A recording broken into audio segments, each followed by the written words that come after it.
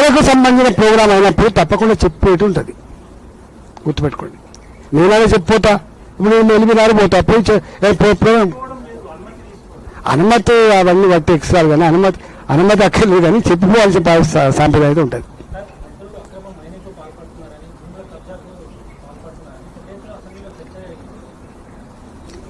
ఇప్పుడు మీరు ఒకటి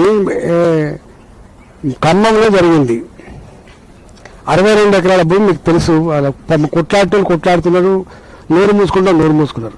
అది ముమ్మాటికి 62 ఎకరాల భూమి భూదాన్ వినోబాబాయ్ భూమి తప్ప, భూదాన్ భూమి తప్ప అది ప్రభుత్వపరమైన భూమి కాదు. కలెక్టర్లు ఇదే ఇక్కడ ఇచ్చిన తిప్పలేదు ఎంత బాగుంటుంది. ఐఏఎస్ చదువుకున్న మీరు రికార్డులు ఇప్పుడు నా దగ్గర ఇంతకుముందు చెప్పిన చూసినా, నాకు ఏ కలెక్టర్ అయితే ప్రొసీడింగ్ ఇచ్చిండో, నాకు ఏ నామ్స్ ప్రకారం రిజిస్టర్ చేసుకున్నాను, ఇంకో కలెక్టర్ వచ్చి కమిటీ వేసి ఇది కాదని చెప్పి రాయిస్తే, ఇప్పుడు ఖమ్మం కలెక్టర్ ఐఏఎస్ చదువుకున్నాడు, మంత్రుల ఆదేశాలతోటి ఇది ప్రభుత్వపరమైన భూమి, ఇది 31 ఎకరాలు ఉన్నది అని చెప్తే ఏమన్నట్టు చెప్పు? ఏం చదువుకున్నట్టు వాళ్ళు? వీళ్ళు అనుకుంటుంది. కానీ ఏదో ఒకనాడు వీళ్ళ పట్ల కూడా, వీళ్ళ ఐఏఎస్ ఆఫీసర్ల పట్ల కూడా చాలా పేరు ఇక్కడ ఆందోళన ఉంది, వ్యతిరేకత ఉంది. వాళ్ళకి అనుకుంటున్నారు అది మంచిది కాదు.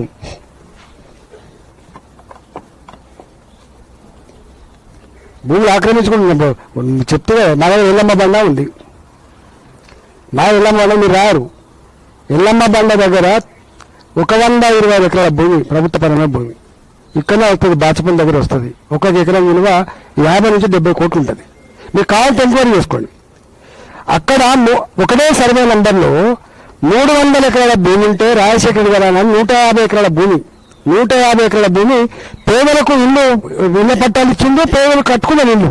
మీకు కావాలంటే చూడండి. అదే సర్వే నంబర్, అదే ప్రభుత్వపరమైన భూమిలో ఇంకొక 125 ఎకరాల భూమి ఉంటే అది ఎట్లా సుప్రీంకోర్టులో ఓడిపోతుంది? అంటే ప్రభుత్వమే భూ కబ్జాలతో చేతులు కలిపి ఆ కేసులో ఓడిపోయేటట్టు చేసుకొని ప్రైవేట్ కట్టబెట్టిండు. ఈ ముఖ్యమంత్రి గారు ఏం చెప్పిండు ఎన్నికల ముందు? మేము కక్కిస్తాం, 4 రకాల దండాలు జరిగిన మీకు ఐడియా ఉండాలి. కొంతమంది భూములేమో 5 ఎకరాలు 6 ఎకరాలు ఉంటే విలువైన భూములు 400 గజాలు 500 గజాలు జీవో 59 వేసి మీకు తెలుసు. 4 ఎకరాలు 5 ఎకరాల భూమి ఒకటే ఓనరు దినాలు జరిగి చేసుకునే విషయం వాస్తవంగా ఎందుకు రద్దు చేస్తలేను? ఒకటి. రెండవది, ఇప్పుడు అనేక రకాల ఇట్లాంటి, ఇప్పుడు ఎల్లమ్మ బండ ఉంది, ఇండియన్ గల్ఫ్ ఆయిల్స్ ఉన్నది కూకట్పల్లిలో. ఎందుకు నువ్వు దాన్ని తీసుకోవట్లేదు? నువ్వు వచ్చిందని వాపస్ తీసుకోవాలి కదా, నువ్వే చెప్పినావు కదా. నువ్వు అడిగినవి అప్పుడు, అయ్యా మీరు ముఖ్యమంత్రి గారు ఎక్కడి నుంచి తెస్తారు ఈ డబ్బు అని అడిగింది. ఎక్కడి నుంచి ఈ డబ్బు తెస్తారంటే గింత ముక్క భూమి అమ్మితే నీకు అన్ని చేస్తానని చెప్పిండు. ఆ ముక్క భూములు ప్రభుత్వానికి వస్తున్నాయి, ప్రజలకు వస్తున్నావు. ఆ ముక్క భూములు మళ్ళీ వాళ్ళకే పోతున్నాయి. ఇండియన్ గల్ఫ్ ఆయిల్లో జరిగినట్టు దుర్మార్గం ఎందుకు ఆపలేకపోతున్నావు? ఎందుకు ఇలా ఎల్లమ్మ బండ నేను 2007 నుంచే కొట్లాడుతాను, నేను కొట్లాడినా. అన్నాడు నన్ను, వాడు అన్నాడు నేను గడ్డి కుప్ప కదా కట్టేసి కుక్క అని చెప్పి నా మీద పెట్టింది వాడు కూడా. నేను కొట్లాడుతుంటే నువ్వు తినవు ఇంకొని తినవు చెప్పి కొట్లాడు. 2007 నుంచి కాపాడిన భూమి, 2007 నుంచి కాపాడిన భూమి, నేను మంత్రి ఉన్నప్పుడు అది కోర్టుల కేసు ఉండే, ఇలా అది ప్రైవేట్కి అయిపోయింది. ఇలా వాడు శ్మశాన వాటికలు కూడా కూలగొట్టి 9,000 కోట్ల విలువైన భూమి శ్మశాన వాటికలు కూలగొట్టి రేకులు పెట్టుకొని అలా వాడు చేస్తున్నాడు. ఎందుకు ఈ ముఖ్యమంత్రి గారు మళ్ళీ ఆపుతున్నాడు? మళ్ళీ నేను ఇక్కడికి పోయిన ఆయతనారు పోయినా భూమి గుంజుకోండి కేసీఆర్ 300 గజాలు చెప్పిన ఇస్తానని చెప్పిండు. ఇంత భూమి వీళ్ళు ఏం చెప్పిండు? అసైన్మెంట్ భూములకు మీకే సర్వాధికారులు కట్టబెడతాన్న ఈ ముఖ్యమంత్రి వాళ్ళకు కేసీఆర్ గుంజుకున్న భూమికి 300 గజాలు చెప్పిన ఇయ్యకపోగా కోయడ గ్రామం మళ్ళీ ఒక 259 ఎకరాల భూమి మళ్ళీ గుంజుకున్నాడు. మళ్ళీ మీరు కావాలంటే చూడండి, మీరు హాయతనాడు పక్క పెట్టింది కోయడ గ్రామం 130 ఎకరాలు 140 ఎకరాలు కేసీఆర్ గుంజుకున్నాడు. వాడికి ఎకరానికి 300 గజాలు చెప్పి ఇస్తానని చెప్పింది, ఇంతవరకు ఇవ్వలేదు. ఇది మళ్ళీ అదే కోయడ గ్రామంలో 250 ఎకరాలు గుట్టలు గుంజుకున్నాడు. సావుకారు గుట్టలు అనుకుంటుంది గుంజుకుంటే వాళ్ళు పాపం ఆందోళన చేస్తూ ఉంటే తింటేని ఎవరు గుంజుకపోయిండు, కుర్చీలు పెట్టిన ఎవరు గుంజుకపోయిండు, నలుగు పెడతాను నేను పోయినా. అంటే చెప్తున్నా, అంటే ఈ ప్రభుత్వం గత ప్రభుత్వం కేసీఆర్ గారు భూదందాలు చేసి 1,00,00,000 కోట్ల రూపాయలు సంపాదించుకోవాలని చెప్పి ఆరోపణ చేసిందో, కక్కిస్తా అని చెప్పిందో, ఇంతవరకు ఎక్కడ ఏమైనా కక్కిచ్చిందా నేను అడుగుతున్నా. వట్టి బక్వాస్ మాటలు ఎందుకు మాట్లాడుతావు? మరి అయితేనే ఆయన మంచోడని చెప్పు, ఆయన పీరియడ్లో ధర్మిలో భూ అక్రమాలు జరగదని చెప్పు, దండాలు జరగదని చెప్పు. మా శ్రీరాములు యాదవ్ కాన్ఫరెన్స్ ఉంటుందండి ఇక్కడ, మన నాగేశ్వరం ఉంటుంది. ఇప్పుడు సబితమ్మ ఎమ్మెల్యే గారు ఉన్నారు. నేను పోయినా అక్కడికి ఒక 3-4 దిక్కుల. ఇంతవరకు పాపం ఏ గురవరు ఏడ్చింది వాళ్ళు.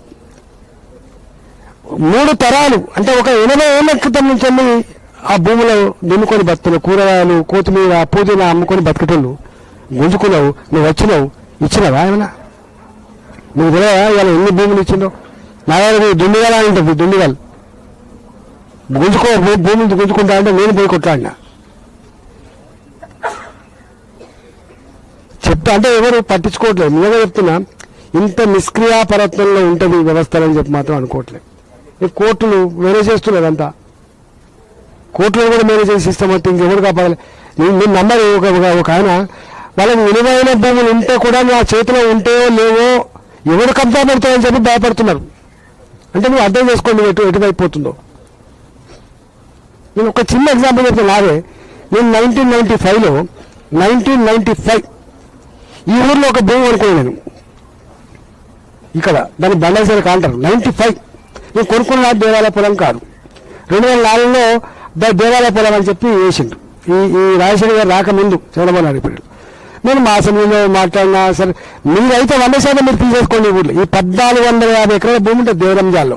నేనేమన్నా అంటే 1450 ఎకరాల భూమి దేవాలయ భూమి కనుక అని మీ రికార్డులో ఉంటే మీరు తీసేసుకోండి.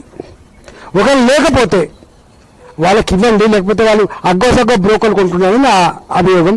కొట్లాడినా అసెంబ్లీలో నేనే మాట్లాడినా. నా భూమి కూడా అలా 600 ఎకరాలు ఉంది. పాపం రాజశేఖర రెడ్డి గారు ఒక కమిటీ వేసిండు. దాని పేరు దివాన్ కమిటీ. ఐఏఎస్ ఆఫీసర్ దివాన్ నాయకత్వంలో వేసిండు.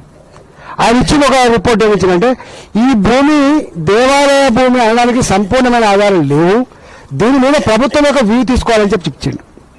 పాప ఆయన చేస్తా అని చెప్పిండు. ఆయన లేడు. ఇవాళ నాది ఇప్పుడు మొత్తం అందరూ ఏమో ఎక్కడో దేవాలయ పొలం కాగితాలు ఉంటాయి. నా కాగితాలు మాత్రం నా దేవాలయ పొలం లేదు, నా ఏది లేదు. నా గోడౌన్స్ ఉన్నాయి. ఇప్పుడు నేను గోడౌన్ కట్టుకొని కూడా 15 ఏళ్ళు అవుతుంది, 15 ఏళ్ళు అవుతుంది. అంటే చెప్తున్నా వ్యవస్థ ఎట్లా పనిచేస్తుందని చెప్తున్నా. నేను ఒక ఎంపీని, లోకల్ ఎంపీని. నేను కలెక్టర్ని అడిగినా, అదే 1450 ఎకరాలు దేవుని పొలం అంటారు కదా, నాది కూడా 600 ఎకరాలు దేవుని పొలం ఏమో రాయి. కానీ వాళ్ళు ఆ ప్రభుత్వం చింపేసింది కదా, ఆ ప్రభుత్వం ఆనవాళ్ళు లేకుండా చేసింది కదా, డాక్యుమెంట్లు లేకుండా చేసింది కదా. నువ్వు పుట్టి ఆన్సర్ లేదు. చెప్తున్నా వ్యవస్థ ఎట్లా పనిచేస్తున్నా మీకు చెప్తున్నాను. కింద గ్రౌండ్ నుండి చెప్తున్నాను. ఇక సామాన్య సంగతి ఏంది? 22A కింద కొన్ని 1,00,000 ఎకరాలు పెట్టిండు. 22A కింద 1,00,000 ఎకరాలు పెట్టిండు. వాళ్ళ సొంత భూములు వల్ల ఇడిపించుకోవాలంటే కూడా 30% మనకి దత్తత ఇస్తే, మనకి లంచం ఇస్తే తప్ప రావాలనేది అయితే మనకి నిజం కాదా చెప్పండి? కాదని రాదని చెప్పండి ఎవరైనా. దాని మళ్ళా తన భూమి తన అది ఇప్పించుకోవాలంటే 30% ఇవ్వాలి. అది అయిపోయిందా? నిషేధ జాబితా ఎత్తేసిందా? ఇవాళ కూడా మీరు ఆయన ధరలు పెట్టిండు, నేను ఇంకోటి పెట్టిండు. నేను అడుగుతున్నా, పేదలకు గతంలో ఏ భూములు అయితే వాళ్ళకి పాపం 22A కింద బయటపడ్డారు చెప్పండి మీరు. ఎందుకు బయటపడలే? వ్యవస్థలు ఎవరి కోసం పనిచేస్తున్నట్టు లెక్క.